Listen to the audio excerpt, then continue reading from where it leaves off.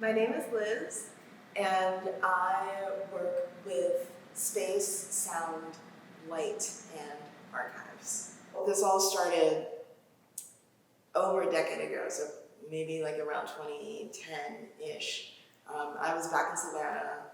I was walking down this not so popular neighborhood, like that was really like deep in the city. And all of a sudden, I'm skating behind this building and I see this huge piece of a pufferfish. In the moment, I was like, oh my God, when I tell people this was here, they're not gonna believe it. Like, this is gonna be gone in a month, if not a matter of days. I was like, I need proof that this piece existed. And over the span of multiple cities, it went from, okay, I'm gonna take a picture of what I see, to I'm actively looking for this stuff. I'm like following trains and driving to probably not so safe neighborhoods in the city just to find these things. And somewhere along the way, in photographing the pieces, I start learning the craft. So I see half-finished pieces and I learn how each writer puts it together. I went from just taking the pictures to actively making my own pieces and tagging places and being asked to tag places.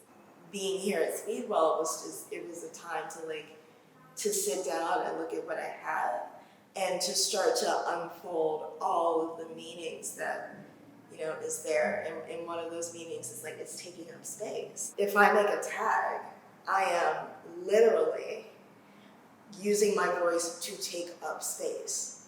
This is the first time that I brought the notebooks together, the photos together, my own pieces together, so my own sketches, and then what I call the homework.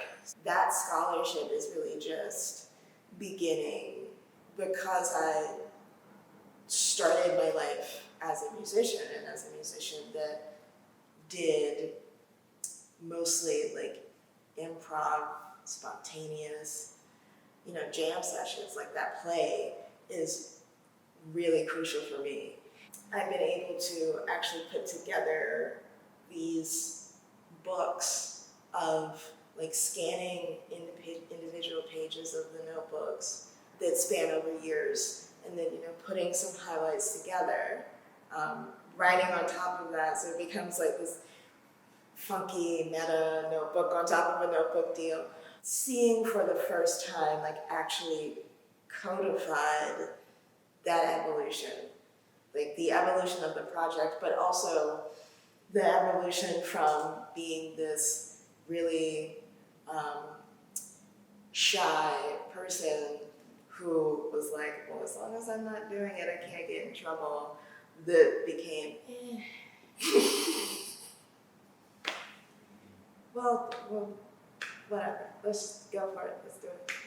It's been really nice to have this very, very specific, very unconventional archive of my own life. Thinking about what communities birth this movement of hip hop, and the people that created this art form, a lot of them look just like me, and that now, several decades in, there are people all over the world that have adapted this to whatever they need it to be. We put so much of this energy into these pieces knowing they won't last. And what is that? Like, why do we still do it?